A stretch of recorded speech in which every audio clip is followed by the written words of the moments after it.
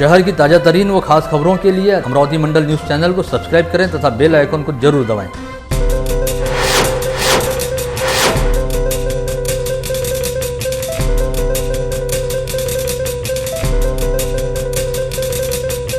नमस्कार, दैनिक अमरावती मंडल के मंडल news bulletin में आप सभी का स्वागत है।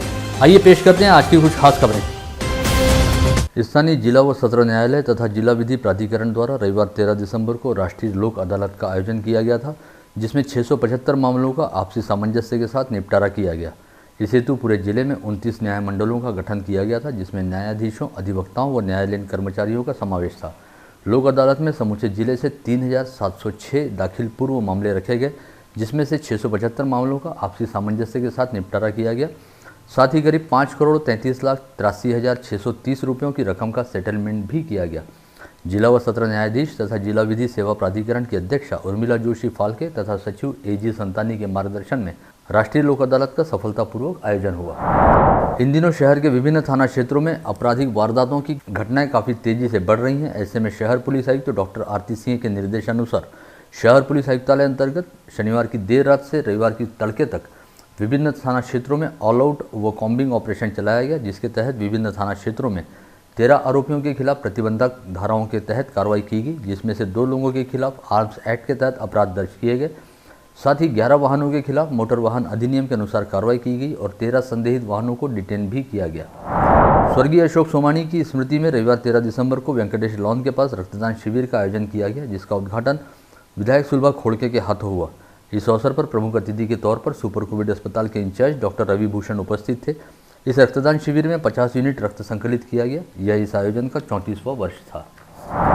राष्ट्रवादी कांग्रेस पार्टी के मुखिया तथा सांसद शरद पवार के जन्मदिवस अवसर पर रविवार 13 दिसंबर को प्रातः 9 बजे फर्जी स्टॉप परिसर स्थित नरहरि सभागार में राष्ट्रवादी कांग्रेस पार्टी की शहर शाखा द्वारा रक्तदान शिविर का आयोजन किया गया। इस रक्तदान शिविर में 53 यूनिट रक्त संकलित किया गया।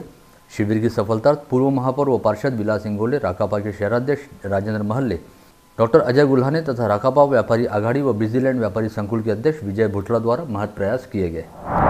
समीपस्थ भानखेड़ा रोड स्थित संत कंवरराम धाम जरवार में रविवार 13 दिसंबर की सुबह 10 बजे से भजन कीर्तन, पल्लव साहिब व अरदास का आयोजन किया गया, जिसके उपरांत लंगर प्रसाद का आयोजन भी किया गया था।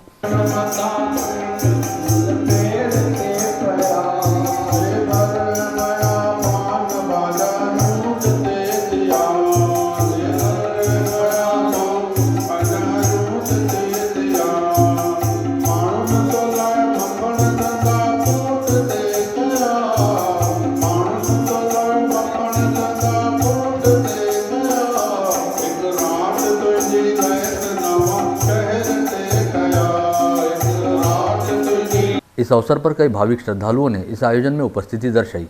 बता दें कि अमर शहीद संत कंवरराम साहब की स्मृति में इससे पहले प्रतिमाह 13 तारीख को बाबा हरदास राम सोसाइटी स्थित पूज्य डेवरी साहब में सत्संग कीर्तन का आयोजन किया जाता रहा है और अब से यह कार्यक्रम प्रतिमाह 13 तारीख को भानखेड़ा रोड स्थित कंवरराम धाम जरवार में आयोजित होगा। जिले में रविवार 13 दिसंबर को कोरोना के 66 नए संक्रमित मरीज पाए गए। इसके साथ ही जिले में कोरोना के कुल संक्रमितों की संख्या 18,595 पर जा पहुंची। रविवार को RT-PCR टेस्ट में 39 और रैपिड एंटीजन टेस्ट में 27 लोगों की रिपोर्ट पॉजिटिव आई है। वहीं 62 पुराने संक्रमित मरीजों को कोविड मुक्त हो जाने के चलते कोविड अस्पतालों से डिस्चार्ज दिया गया। जिले में अब तक कुल 17,753 लोग कोविड मुक्त हो चुके हैं। साथ ही इस समय 196 एक्टिव पॉजिटिव मरीजों का कोविड अस्पतालों में इलाज चल रहा है। वहीं मनपा क्षेत्र में 85 व ग्रामीण क्षेत्र में 171 असिम्टोमेटिक मरीजों को होम आइसोलेशन के तहत रखा गया है। जिले में कुल एक्टिव पॉजिटिव मरीजों की संख्या 452 है। इसके अलावा रविवार को कोरोना संक्रमण के चलते एक मरीज की मौत हुई है। जिले में अब तक कुल 390 कोरोना संक्रमित मरीज इलाज के दौरान दम तोड़ चुके हैं। अंजनगांव सुरजी शहर के काठीपुरा परिसर में अपने दादा दादी के यहाँ खेलने हेतु आई तन्नू उमेश मंडवे नामक 4 वर्षीय बच्ची को एक 4 पहिया वाहन ने टक्कर मारकर कुचल दिया। इस हादसे में बच्ची की मौके पर ही मौत हो गई। वहीं हादसे के बाद वाहन चालक मौके से फरार हो गया। इसके बाद मृतक बच्ची के परिजनों ने अंजनगांव पुलिस थाने का जमकर घेराव किया और आरोपी वाहन चालक की तत्काल गिरफ्तारी किए जाने की मांग की गई।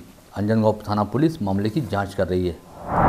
पति द्वारा किए जाने वाले शारीरिक व मानसिक प्रताड़ना से तंग आकर स्थानीय महाजनपुरा स्थित दत्तूवाड़ी परिसर निवासी एक विवाहित महिला ने आत्महत्या करने की नीयत से फांसी के फंदे पर झूलने का प्रयास किया, लेकिन ऐन समय पर इस फंदे की गांठ छूट जाने की वजह से वो बाल बाल बच गई और बेहोश होकर जमीन पर गिर पड़ी, जिसके बाद उसके परिजनों ने तत्काल उसे जिला सामान्य अस्पताल में भर्ती कराया, जहां पर इस महिला का फिलहाल इलाज चल रहा है।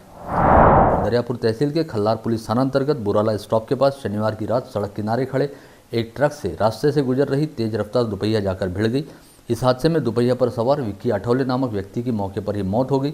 वहीं रविंद्र खड़से नामक युवक बुरी तरह से घायल हो गया, जिसे तत्काल इलाज के लिए अस्पताल में भर्ती कराया गया है। मेलघाट के अति संरक्षित जंगलों से होकर गुजरने वाली नदियों में इस समय बड़े पैमाने पर अवैध रूप से मच्छीमारी का काम किया जाता है, जिसके खिलाफ कार्रवाई करते हुए ढाकना वन परिक्षेत्र के दक्षिण डोलार परिसर में अवैध रूप से मछली मारने वाले 3 लोगों को वन विभाग द्वारा गिरफ्तार किया गया है।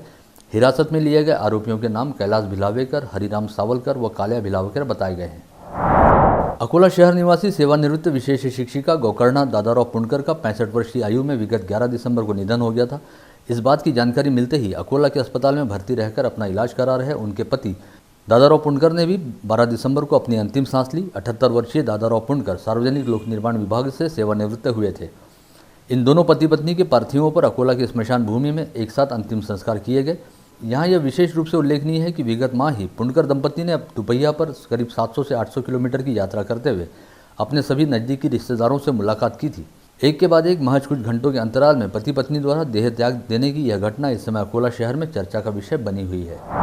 विगत 6 दिसंबर को वाशिम के माधव नगर निवासी संतोष मूले नामक 39 वर्षीय व्यक्ति को कुछ लोगों ने जबरदस्त मारपीट करते हुए बुरी तरह से घायल कर दिया था, जिसके बाद उसे इलाज के लिए अकोला के सरकारी अस्पताल में भर्ती कराया गया था, जहां पर रविवार 13 दिसंबर को संतोष की मौत हो गई है। ऐसे में मृतक की मां द्वारा दी गई शिकायत के आधार पर वाशिम पुलिस ने संतोष नागरे, पिंटू चौधरी, नारायण नागरे व बालू नामक व्यक्ति के खिलाफ हत्या का अपराध दर्ज किया है। यवतमाल जिले के उमरखेड़ तहसील अंतर्गत विडुल गांव निवासी योगेश दीपक मुक्कावार नामक 40 वर्षीय व्यवसायी ने अपने ही खेत के कुएं में छलांग लगाकर आत्महत्या कर ली। यह घटना रविवार की सुबह उजागर हुई। इस व्यापारी द्वारा आत्महत्या किए जाने की वजह फिलहाल ज्ञात नहीं हो पाई है। इसी के साथ आज का बुलेटिन यहीं समाप्त होता है। कल दोबारा आप सभी से मुलाकात होगी ऐसे ही कुछ खास खबरों को लेकर। तब तक के लिए नमस्कार।